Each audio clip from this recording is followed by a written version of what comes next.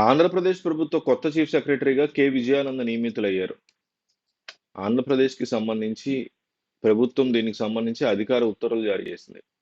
విజయానంద్ 1992 బ్యాచ్‌కి చెందినటువంటి ఐఏఎస్ అధికారి. ప్రస్తుతం ఆయన ఇంధన శాఖ ప్రధాన కార్యదర్శిగా ఉన్నారు. 2025 నవంబర్ వరకు విజయానంద్‌కి సర్వీస్ ఉంది. ప్రస్తుతం రాష్ట్ర సీఎస్‌గా ఉన్న 1987 బ్యాచ్‌కి చెందిన నీరబ్ కుమార్ ప్రసాద్ ఈ నెల 31న పదవి విరమణ చేయనున్నారు.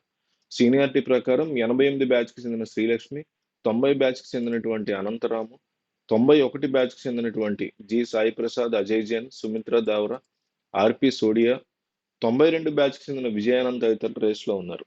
సీఎస్ ఎంపికలో కె. విజయానంద్, సాయి ప్రసాద్‌ల మధ్య గట్టి పోటీ నెలకొంది. చివరికి ప్రభుత్వం కె. విజయానంద్ వైపే మొగ్గు చూపించింది. సాయి ప్రసాద్‌కి 2026 మే వరకు పదవీకాలం ఉండడంతో ఆయన అభ్యర్థిత్వాన్ని తర్వాతైనా పరిశీలించవచ్చని ఏపీ ప్రభుత్వం ఆలోచించినట్లు తెలుస్తోంది. దీంతో విజయానంద్ వైపే ఏపీ సీఎం చంద్రబాబు మొగ్గు చూపించారు. ఈ మేరకు రాష్ట్ర కొత్త సీఎస్‌గా విజయానంద్‌ని నియమిస్తూ ఏపీ ప్రభుత్వం అధికారిక ఉత్తర్వుల్ని జారీ చేసింది. రీసెంట్‌గా చాలామంది అంటుంది ఏంటంటే, ఈయన చాలా సిన్సియర్‌గా ఉంటారు.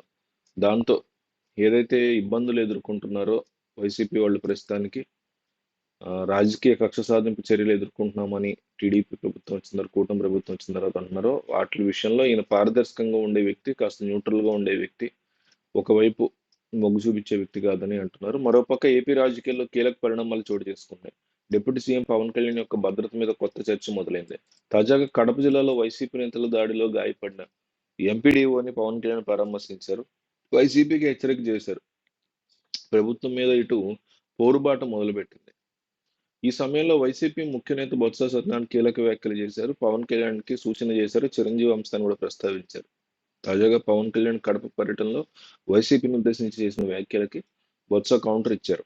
ఎంపీడీఓ మీద జరిగినటువంటి ఒక దాడి జరిగిందని పరామర్శ కడప వెళ్లిన పవన్ కళ్యాణ్ అదే జిల్లాలో బీరు బాటిల్‌తో టీడీపీ నేతల దాడిలో గాయపడిన చంద్రమౌళి అనే వీరవన్ని కూడా పరామర్శిస్తే బాగుండేదని కౌంటర్ వేశారు.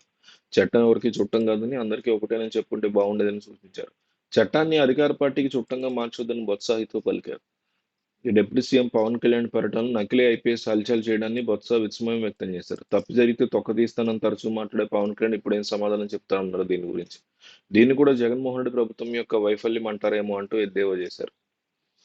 సినిమా హీరోలని జగన్మోహన్ రెడ్డి అవమానించారనేది అవగాహన రాహిత్యమని బొత్స వ్యాఖ్యానించారు. తనని సీఎం జగన్ ఎంతో గౌరవించారని చిరంజీవి స్వయంగా చెప్పిన విషయాన్ని గుర్తు చేశారు. ఈ ప్రభుత్వం వచ్చిన తర్వాత తాను డీజీపీ అన్న విషయాన్ని ప్రస్తుత డీజీపీ మర్చిపోయినట్టున్నారని, తాము ఫోన్ చేస్తే లిఫ్ట్ కూడా చేయట్లేదని చెప్పుకొచ్చారు. తనను మంత్రి కొండపల్లి శ్రీనివాస్ కలవటం మీద బొత్స సంబంధించారు. గతంలో లోకేష్‌ని పవన్ కళ్యాణ్ కూడా కలిశానన్నారు. అందులో తప్పేముందని, కేవలం అభద్రతా భావంతో ఉన్నవాళ్ళే ఇలాంటి విషయాలకు భయపడి అనవసర రాద్ధాంతం చేస్తారన్నారు. మంత్రి శ్రీనివాస్ మీద ఆ పార్టీలో కుట్ర జరుగుతుందేమో అన్న అనుమానాన్ని ఆయన వ్యక్తం చేశారు.